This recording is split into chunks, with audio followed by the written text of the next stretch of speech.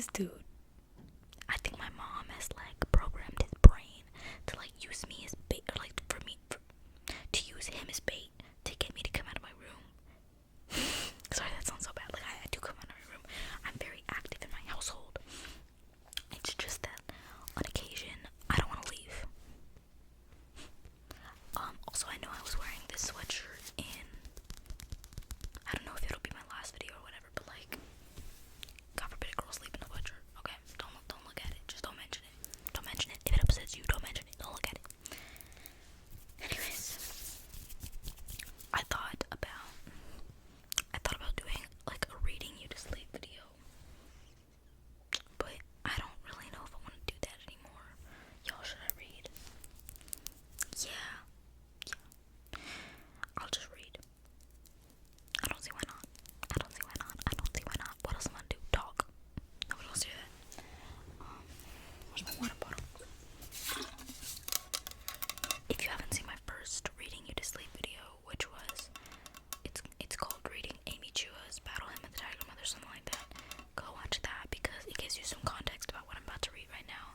I feel like you have to watch, like, if you want to keep up with the story a little bit. I mean, it's like I don't feel like explaining everything all over again, basically, is what I'm saying. I don't feel like explaining it all. So if you haven't seen that already, go watch that. It'll give you some context for what you're about to hear. I promise nothing I'm about to read is my own thoughts. Nothing. It's all part of the plan.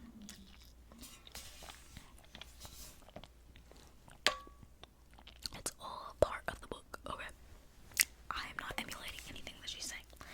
Anyways, I've been recording for 4 minutes. Let me shut up.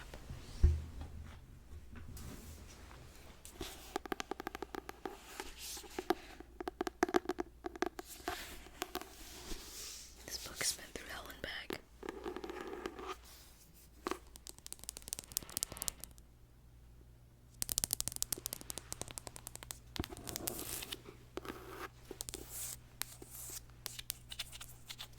I love having nails.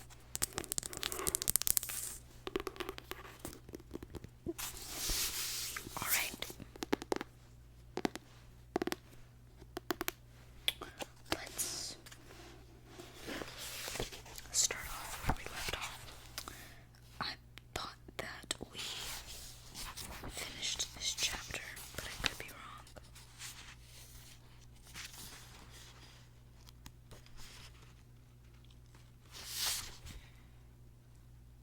Okay.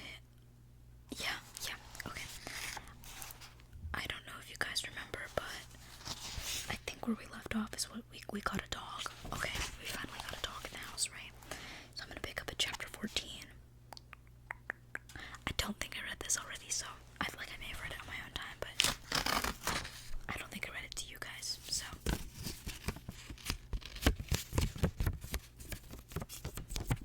Okay. I don't know how to do this. Let me sit back a little bit. I deserve to be comfortable. Okay. Like, if you've already made it this far in the video, you don't care what I look like.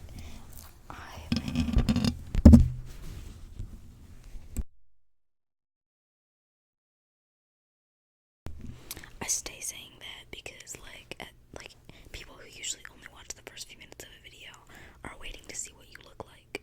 People who stay past the 10-minute mark, they're here for the ASMR. Okay, you ready? Let's start in chapter 14. London, Athens, Barcelona, Bombay. I guess I have a tendency to be a little preachy, and like many preachers, I have a few favorite themes that I return to over and over again. For example, there's my anti-provincialism lecture series. Just thinking about the subject makes me sad. Whenever I hear Sophia or Lulu giggle at a foreign name, whether it's Freak de Groot or Guacum, I go wild. Do you know how ignorant and close-minded you sound? I'll blow up with them. Jasminder and Parminder are popular names in India, and coming from this family, what a disgrace.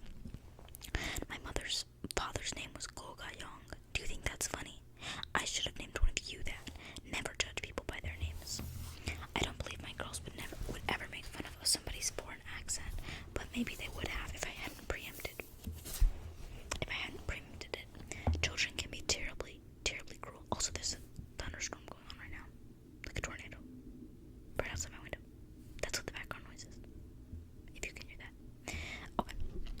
ocean can be terribly cruel. Never make fun of foreign accents. I've exhorted them on many occasions. Do you know what a foreign accent is? It's a sign of bravery. Those are people who crossed an ocean to come to this country. They need to start telling people that now. It seems we've clearly forgotten what it means. My parents had accents. I had an accent. I was thrown into nursery school not speaking a word of English. Even in the 3rd grade, my classmates made fun of me. Do you know where those people are now? They're janitors. That's where. How do you know? Sophia asked. I think it's more important, Sophia, for you to ask yourself what it would be like if you moved to China. What the heck? Sorry. What it would be like if you moved to China. How perfect do you think your accent would be? I don't want you to be a provincial American. Do you know how fat Americans are? And now after 3,000 years of being skinny, the Chinese in China are suddenly getting fat too, and it's because they're eating Kentucky Fried Chicken. But wait, said Sophia. Didn't you say you were so fat when you were little and that you couldn't fit into anything in stores and your mom had to sew you clothes? That's right. And you were so fat because you stuffed yourself with your mom's noodles and dumplings, Sophia continued. Didn't you once eat 45 siomai? Siomai? Not sure. I sure did, I replied. My dad was so proud of me. That was 10 more than he could eat, and 3 times as many as my sister Michelle could eat. She was skinny. So, Chinese food can make you fat too, pressed Sophia.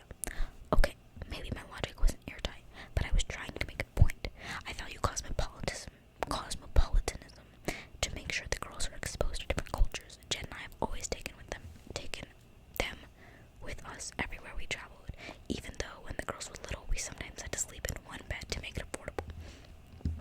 As a result, by the time they were 12 and 9, the girls had been to London, Paris, Nice, Rome, Venice, Milan, Amsterdam, The Hague, Barcelona, Madrid, Malaga, Liechtenstein, Monaco, Munich, Dublin, Brussels, Bruges, Strasbourg, Beijing, Shanghai, Tokyo, Hong Kong, Manila, Istanbul.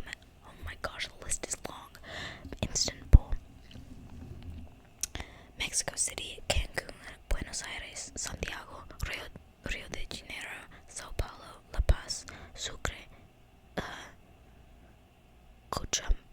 Cochabamba, Jamaica, Tangier, Fez, Johannesburg, Cape Town, and the Rock of Gibraltar. The 4 of us looked forward to our vacations all year. Often we'd time our trips to coincide with my parents and Cindy's trips abroad, and the seven of us would travel around together in a giant rental van driven by Jed. Stared at us trying to figure out our weird racial combination.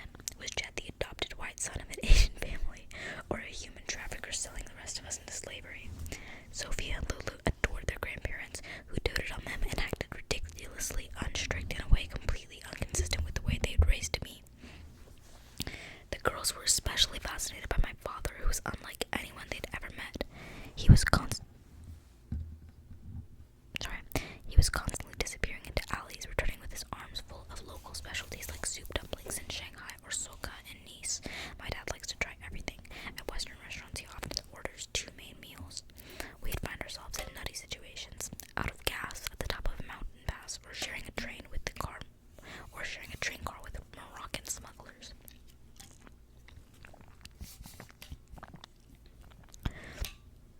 We had great adventures, and those are memories we all cherish. There was just one problem: practicing. At home, the girls never missed a single day at the piano and violin, not even on their birthdays or on days when they were sick, Advil, or had dental surgery, Tylenol 3 with codeine. Oh gosh, my neck just popped insanely. This is me talking, by the way. Holy neck pop. Like, genuinely, it was just like... I didn't see why they should... Sorry. I don't want to, like, cover my face.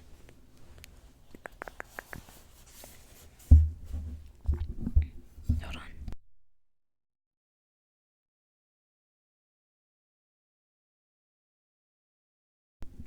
I didn't see why we should miss a day when they were traveling. Even my parents were disapproving. That's crazy, they'd say, shaking their heads. Let the girls enjoy their vacation. A few days of not practicing won't make a difference. But serious musicians don't see it that way. In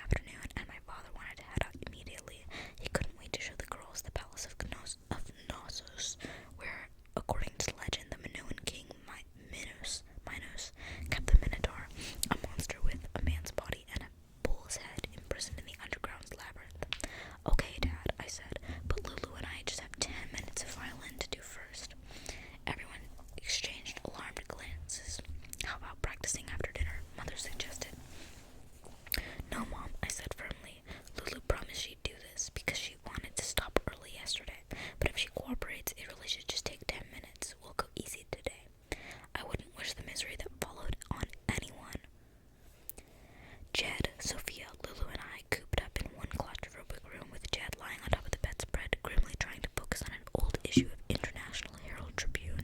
Sophia hiding in the bathroom reading. Yo, can y'all still hear me? I cannot hear myself anymore. Hold on.